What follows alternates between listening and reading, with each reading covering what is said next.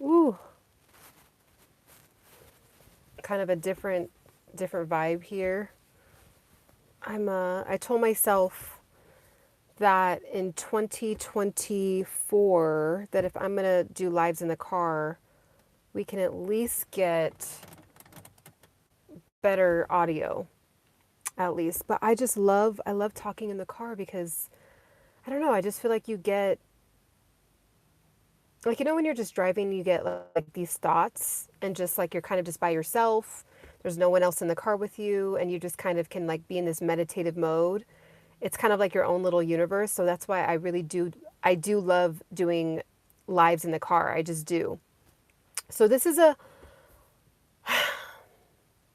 live Q&A. So anyone that wants to ask any questions or have anything to add or comment on anything in regard to health, fitness, mindfulness, whether it's on this live or down in the comments, I read every single comment. So you guys are more than welcome to do that. But 2024, I'm really feeling called to talk a lot about limiting beliefs. The limiting beliefs out there in the world are just so bad. And I'm really realizing how much I've signed on to limiting beliefs as well. And I literally changed my name on my Instagram to Ciana Limitless Sing. It's just my own personal affirmation every time I look at Instagram, just because most of us look at social media very often. Every time I look at my bio, it's like I don't even have to think about it. It just says limitless right in the middle of my name. And it just constantly reminds me that with God, through God, anything is possible. It's God's infinite love and source and creation is just so vast and beyond our belief, our ability to really like digest the scope of how much God has access to. It's infinite. And it's like what well it's like even if we are at like in a plane, right? Like say you're inside of a plane and you're like, "Whoa, I can really see like just everything from below. You could see all the farm animals, you could see the mansions and like you'll see multiple mansions, right? So you can kind of get like a scope of like God's view, but that view from an airplane when you like you're above like the Hollywood Hills, right? And you see so say if you never saw a mansion before and then like you go into a plane and you go from like seeing zero mansions in your life to seeing hundreds, thousands, and you go over the Hollywood Hills and it would just be like, wow, like they're like people are really out here living abundantly. But God has that times infinity, like all the galaxies, all the oceans, all of the universes, all of the multi-universes, all of the dimensions within the multi-universes, and then beyond that. So when you shrink back down and you go and you're really going through just a tough moment, a tough time, a tough thought process, a tough, like it seems like there's a problem, you just can't figure it out. God's vastness is so huge. Like when you think, if you kind of just need a reminder, just do that. Like just think about it on that level. Kind of just do like a quick. I always say this. Like I think that's why I got promoted to be a district manager so quickly at a young age because I was for some reason I was able to do the bird's eye view very easily. And something may seem like it's in chaos during that time, during that like when you're in it. But if you take the time to zoom out, you actually end up being able to, I hope my phone doesn't go out. You actually being, let me see, can I, hold on really quick, guys.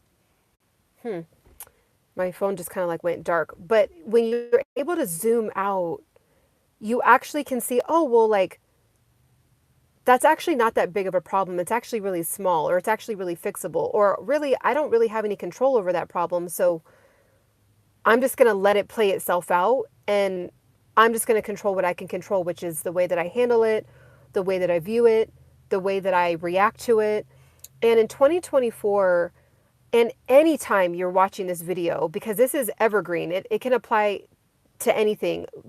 Try consistently tapping into the limitlessness of God will forever be a thing, right? Will always be something we're trying to embody on new levels. That's why I call my page Embody Pursuit. We are in pursuit of it, always embodying that very next level. So once you get to one level, you're really embodied with it. You're operating at a really solid level, and it's like, okay, something happens and it breaks you, and you're going to your next level. So you're in pursuit of that, right? You're in pursuit of your best wellness, your best health, your best wealth, your best emotional control, your best emotional intelligence, your best family relationships, your best intimate relationship with your partner. Like you're just, there's always levels that we're trying to get to and become enlightened in. And that really does end up breeding like a really beautiful life that you can be proud of, right? And so the journey doesn't stop. If you're in a human body, it's part of what it is. And once you kind of just can like be comfortable with that, it just kind of is fun to just enjoy where you're at and just like bask in the lessons and bask in what you can be grateful for, and learn how to shift your mindset, learn how to intake God's infinite love that he's like wanting to pour into you.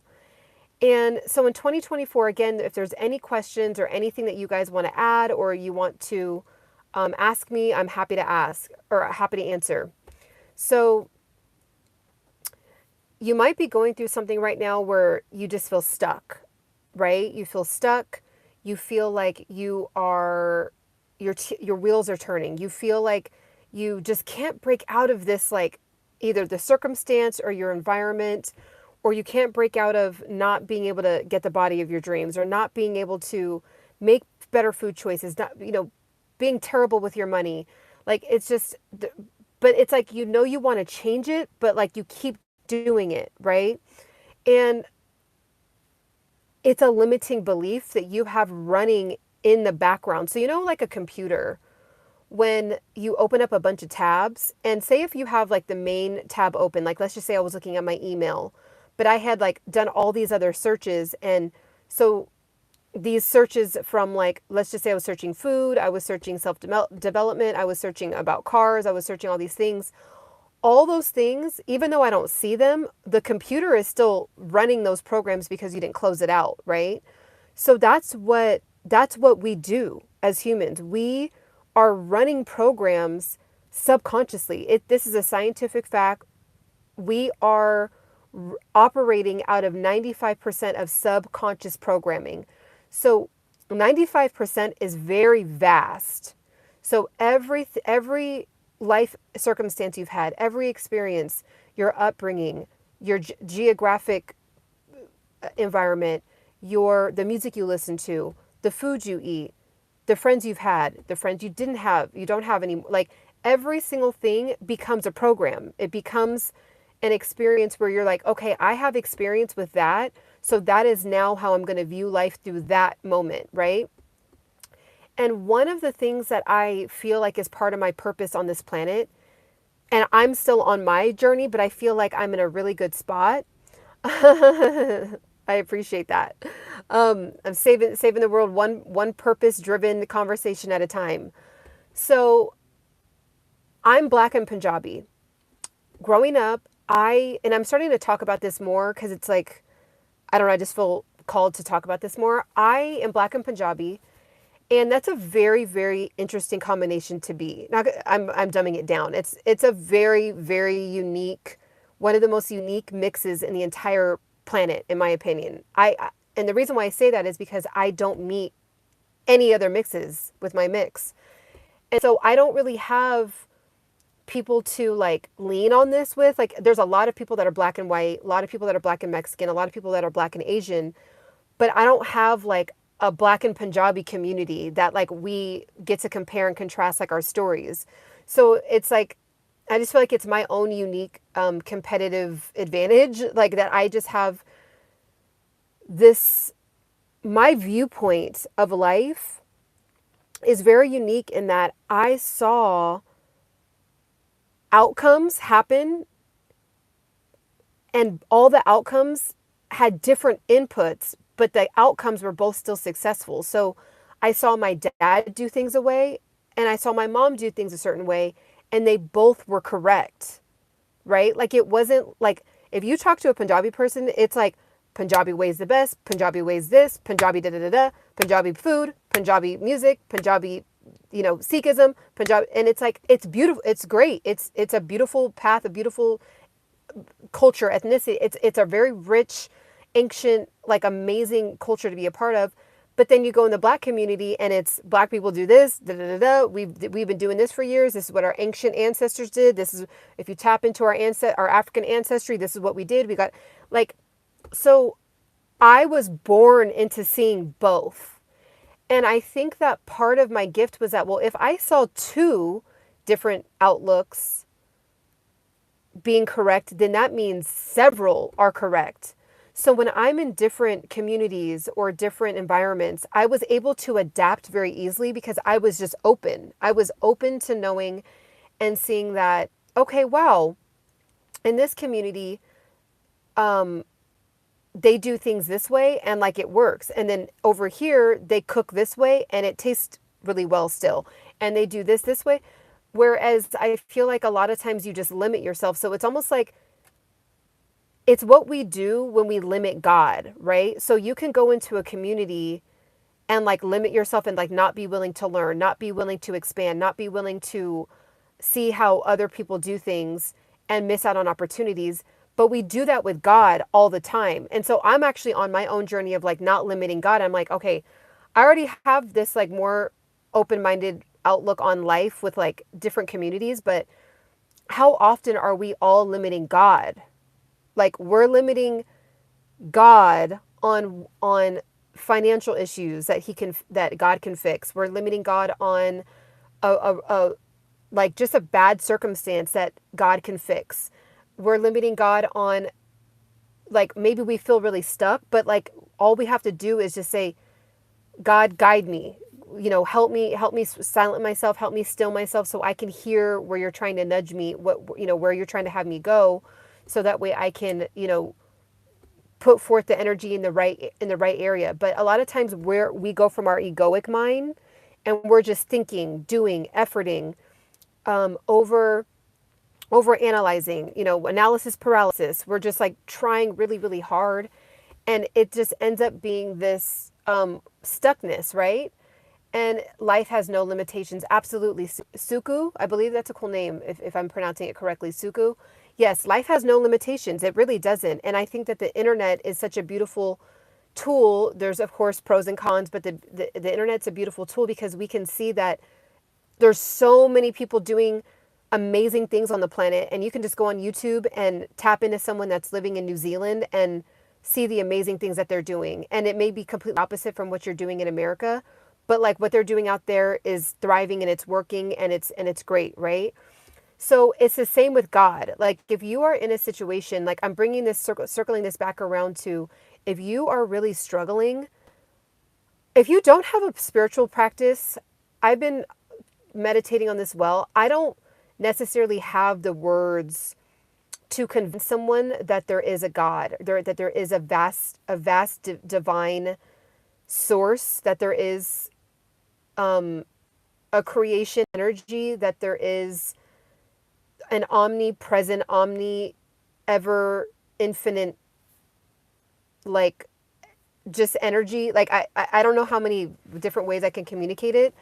I just was born with knowing that is a truth. That is a thing. I know, I'm aware that I have a body. I'm aware that I am a soul living a spirit, a soul living in a human body experience. And I'm here to learn, grow, and elevate and enlighten.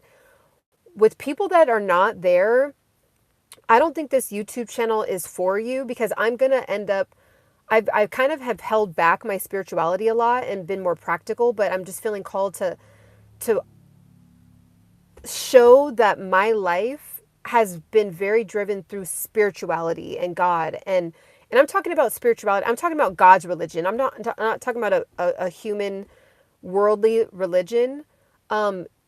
No offense to any religion. I just have a relationship with God, and I have a spiritual relationship. I'm tapped in. And so that's just a disclaimer.